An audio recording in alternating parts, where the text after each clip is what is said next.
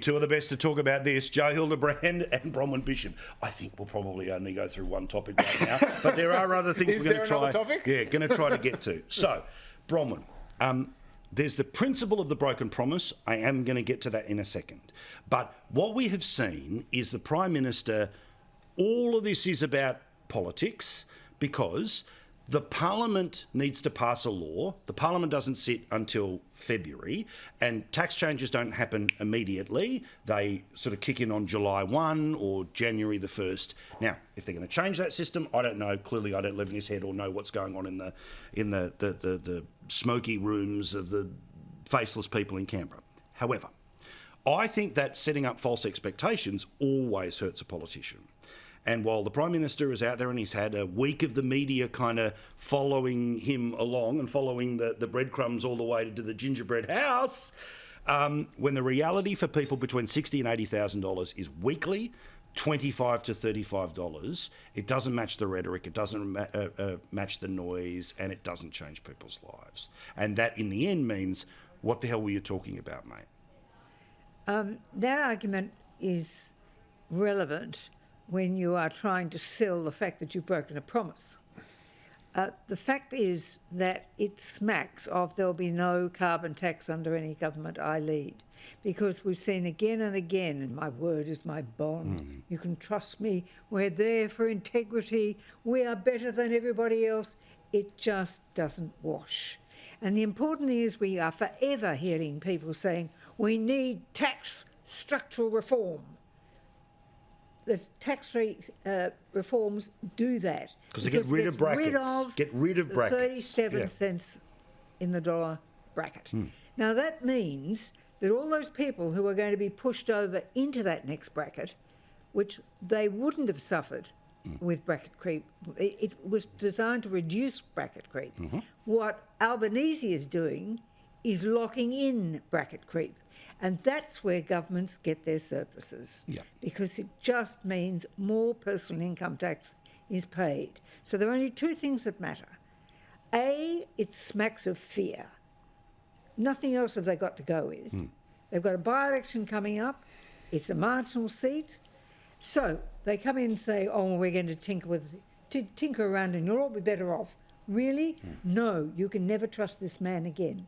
You can never trust anything he says ever, because he's lied to you. He got elected on a lie. Well, don't forget. I mean, we've showcased it all the way through. I'm glad the rest of the country's starting to catch up. $275 was a lie. Everything will be lower if you vote for Labor is going to be a lie. But then there's obviously this. Now, the Labor people will, of course, say, well, yes, it's a broken promise, but it's a broken promise for the right reason. Well, the right reason is we're helping people out. But the problem is, if the end of the day is $25 to $35... Anyone who's listened to me on this, read a word that I've said on this, knows that I was publicly, privately, to anyone who listened, talking to the lamppost, saying, whatever you do, do not backflip on this, because not only will they not trust you on taxes, but they won't trust you on anything else ever again, right? So I've always been fair. I've always been straight. Correct. I still think that it is the most high-risk gamble that the PM has ever taken in his brief prime ministership, and I hope it does so not too brief. However, and the political consequences will be enormous. Having said that, I do think that it's a better tax system. I think it's fairer, or not even fairer, but more humane, if you like, for people on lower and middle incomes. For people up above, between that sort of 80, 120, that's a couple of grand extra a year. That might mean being able to take your family to a caravan park when you couldn't afford it otherwise. These are people who are really up against it. The argument about it not being inflationary is silly, because, of course, we all know that people on lower incomes have to spend it because they have no choice. That's why giving handouts to pensioners is a great idea, $1,500 off everyone. Supported. But that's right, and we'll see what happens with that. And there'll be more relief as well in the budget, I have no doubt, particularly with energy bills and stuff. But there's a couple of potential things here. Firstly, I think I know the government is sick of playing on the back foot. It's sick of being defensive. It's decided that the best defence is a good offence, and that it is worth even being offensive, if you like, in more ways than one, it seems, on the breaking of a promise. Because everyone is everything the government's done for people before, no one knows about it. Right? 8 out of 10 people don't know about it. But everyone knows by the end of today how much they're getting in a tax cut, because you just told them, and even if $25, some people might think, oh, $25, that's not too bad. And that's the logic, right? So what it seems here is that, again, let's start talking about the 4D chess, right? Which is, whoever's going to win this debate is going to be the one who is going to be able to either have the government in a box because it broke the promise, or it's going to be, don't worry about those people, they say no to everything and we improved your life.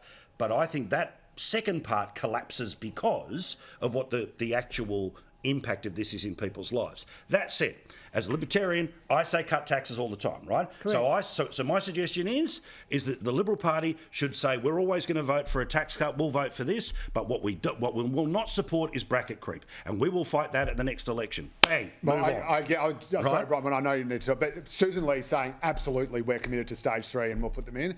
That was, I know Susan, she's lovely. Sure. Dumbest thing that any Liberal politician has said this entire term. She should have said absolutely nothing. She should have said, well, he's just completely torn up the rule book, thrown it out. Once people get these tax cuts on July 1... That is the only message that will be coming out. The question is, this was a promise made. It went to 2 elections. Labor promised it. Labor voted for it. They promised it twice. You're going to go to the next one saying, we're going to take back the money that you are already getting.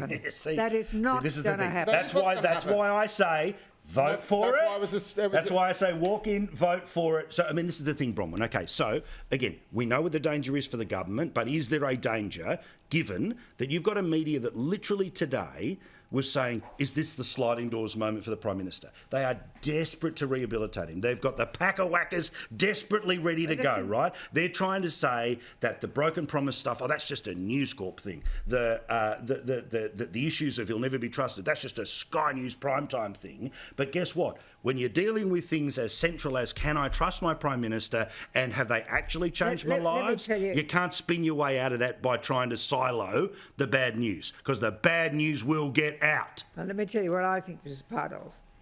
This is definitely aimed at Dunkley, but then the next part is there's going to be tax cuts. There'll be something done in the budget. There's only one budget between now and the next election. The tax cuts will come in on the 1st of July, whichever they are.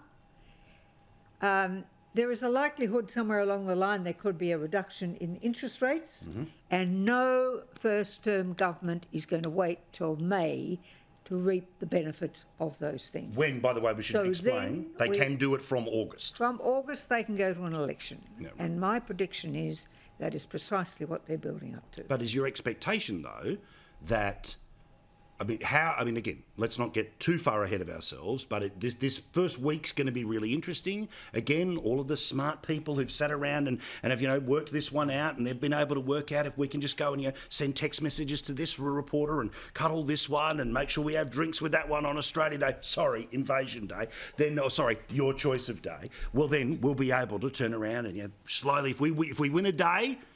Then we win 2, then we win 5, then we win a week, then we win 2, then we win a month, and we're winning forever. And this is smart-ass politics. It is thinking like that is smart-ass politics, because it cuts out the people who actually will end up deciding on you, as opposed to you thinking you can tell them what they think. Listen, they have nothing. They have done nothing. A whole year went on The Voice. Correct. And that was because all Albanese has ever had was the aim to have a republic. The Voice was going to be the trial run, tell them nothing and get it through, and we'll do the same with a republic. That's all he ever cared about. Right. And you've got a so-called industrial relations minister who's the minister for unions. Give them everything they want. We've got a government that is feeding inflation while the RBA is trying to pull it back. It is a catastrophic mess. And all they've got is to fiddle around with these tax cuts. And that's but doesn't the Prime Minister then turn around and say, but we've spent $42 billion to make... Now, we all know the detail of why that's garbage, but he's going to take that on FM breakfast shows tomorrow with hosts, no disrespect, who aren't watching tonight, who aren't across the every little granular. Oh, that's good. Good on you, PM. Thanks very much, mate. You know how this rolls out. The really interesting thing is, and this is why it is such a high-stakes, high-wire act, is that Labor electorates are now, on average, wealthier than coalition electorates. Correct. So Right. Labor is actually hurting. Like, if you look at that crazy seat in WA, Tangley, Tangley, that's no one's ever heard of before, And no one can pronounce. Never ever I'm held with you before. completely. Yeah. That their average weekly income, I think the national average is something like 1,400 or something. Yeah. Theirs is like 1,800, right? Correct. Way above, right? Correct. Now, do you think they're going to cop this? I don't know. Having said that, though, What about we the all seat know- of Higgins in but Melbourne? what about Bennelong? Correct. But we also know that that Labor is on the nose and that blue collar voters are turning towards Peter Dutton. So in some ways, it is an incredibly brave, Sir Humphrey Appleby would say, courageous effort to recapture the working class, recapture lower and middle income voters. And just the little cherry on top is that finally it is belled the cat with the Teals, because the Teals have had to come out against it. And so we all know that while the Teals are dripping wet left when it comes to things like climate change or national integrity, when it comes to actual poor people, actual ordinary working Australians, they effing hate them, and they'll claw back every single dollar they can from them so they can put a bit more wallpaper on their mansions. So here's the plan, right? About us, we follow every, we count every grain of sand on the beach. We follow every play, all right? So I'm going to tell you, word for word, how it's going to play every single night about how they're trying to win the message game. But never forget, and it's why I explained to you the actual weekly breakdown for you here. And if you think there's any Australian who's going to go, thanks, mate, when they already took $1,500 off them, and again, for many of those brackets, they're not even giving that back right now. Well, I don't think messaging is going to get around that, but And we'll also chat about it. remember Jonathan Lee's interview when Bill Shorten Yes. was up in Queensland and put to FIFO workers that $200,000 a year made them rich. Yep. And the reaction that stemmed from that. That Jonathan Lee interview was very important Good point. in the outcome of that election. Very good And they're the sort of people, the aspirational people who work and work hard, But also- who are not going to say this. We were planning on this. This was promised, and you've broken a promise. You said your word was your bond and all this sort of rubbish. We cannot believe a single solitary word that Mr Albanese has to say to anybody. Yeah. But also, don't forget, I mean, I was watching again, in the preheat of all of this, one of the discussions on one of the Channel 7 or Channel 9 breakfast shows, they had a finance guy on, and he was talking about, well, I think the logic here is about taking $1 off Gina and $1 off Twiggy to give to... Okay, now, great fan of Mrs. Ryan Hyatt, her support and her work. No. But can we be very clear? If you have $180,000, it's not $1 million and it's not $1 billion. All right. So this is part of the calculation that the left has made. Is the assumption that 180 is life O'Reilly. We all know it ain't. It's better than 40. We get it. But also, people like that aren't paying pay-as-you-go tax at all. No. Like you don't get like. Chances are their income is zero on paper. Well, they've got all these company holdings. All right, we're out of time. Bronwyn, Joe, I think we'll return to the subject at some point. Maybe. Very rare we stick on one. We did it for a year with The Voice, though, so we'll see what happens. All right, thank you, guys. Do appreciate it.